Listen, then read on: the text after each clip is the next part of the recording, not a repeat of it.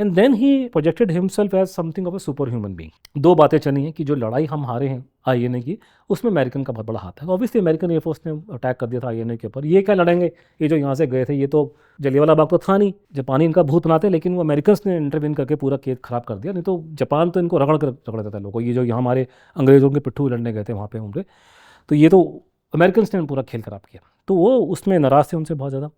दूसरा, उन्होंने वहाँ पे बहुत गंदे गंदे एलिगेशन लगाए हैं भारत के लोगों पे, लीडरशिप पे, कि ये जो ट्रांसफर ऑफ पावर भारत में हुआ है, वो ट्रांसफर ऑफ पावर बोलते थे, वो इंडिपेंडेंस नहीं बोलते थे। उस पर मैं आपको एविडेंस दूंगा, एविडेंस वो बात बिल्कुल ठीक है, उसमें कोई डिस्प्यूट नहीं है।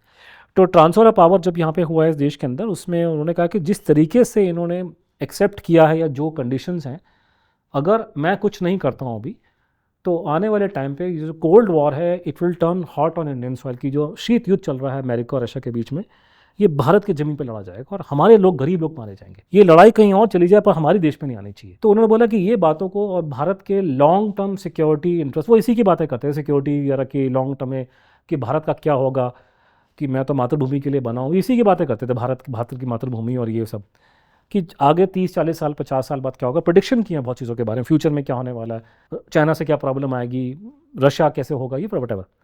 तो उन्होंने कहा कि अगर मैं कुछ नहीं करता तो ये प्रॉब्लम हो जाएगी, तो कुछ करना पड़ता। उन्होंने बोला कि उन्होंने जो स्टेटमेंट दी है उनके हिसाब से उन पे वॉर क्राइम्स के चार्जेस लगा रखे थे। उन्होंने एलिगेशन लगाया कि ट्रांसफर ऑफ पावर में कोई उन पे कोई ऐसा अंडरस्टैंडिंग है, जेंटलमैन्स एग्रीमेंट है, कि अगर मैं भारत में गया या पकड़ा गया तो ये मुझे उनके हवाले, अंग्रेजों के हवाले करेंगे या मेरे पे ट्रायल चलाएंगे वॉर।